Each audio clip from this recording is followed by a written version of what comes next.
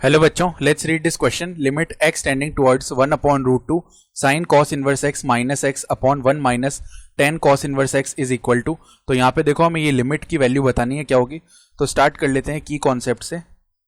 तो की कॉन्सेप्ट हमारा क्या हो जाएगा, इवेल्युएटिंग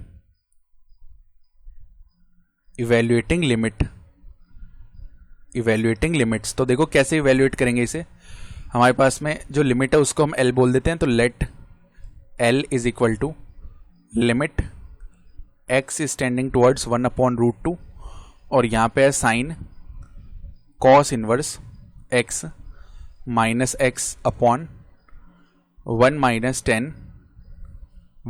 10 और अंदर है कॉस इनवर्स x.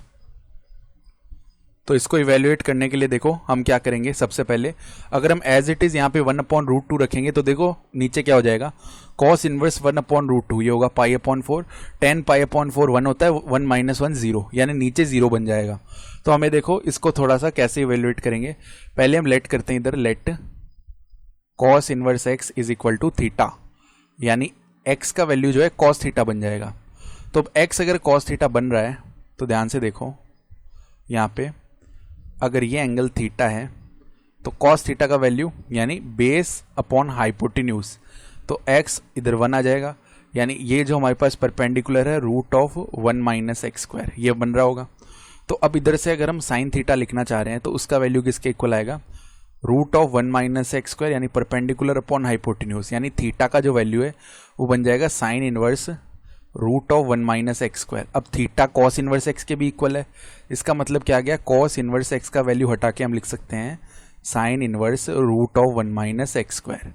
तो देखो क्या बन जाएगा, ये limit x is tending towards 1 upon root 2, यहाँ पे बन गया sine of cos inverse x की जगह लिख लिया sine inverse root of 1 minus x square.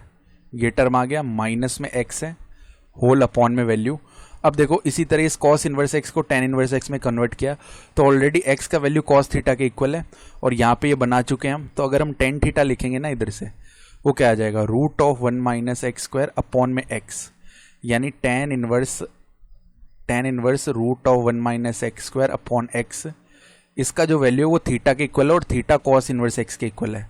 तो 1 माइनस 10 कॉस इनवर्स एक्स, ठीक है, कॉस इनवर्स एक्स की जगह ये लिख लेंगे tan inverse root of 1 minus x square upon में एक्स, ये आ गया, ठीक है.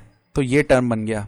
अब देखो साइन ऑफ साइन इनवर्स, तो अंदर वाला जो लिखा है वो एज इट इज आ जाएगा, limit x is tending towards 1 upon root 2, इधर आ जाएगा root of 1 minus x square as it is, minus का एक्स है अपॉन में. अब देखो इधर क्या आएगा, 1 माइनस 10 ऑफ 10 इनवर्स एक्स, तो अंदर वाला एज इट इज लिख लेंगे root of 1 minus x square upon में एक्स. इसको सिंप्लीफाई कर लेते हैं तो L का जो वैल्यू है ना फर्दर क्या बन जाएगा, L is equal to limit x is tending towards 1 upon root 2.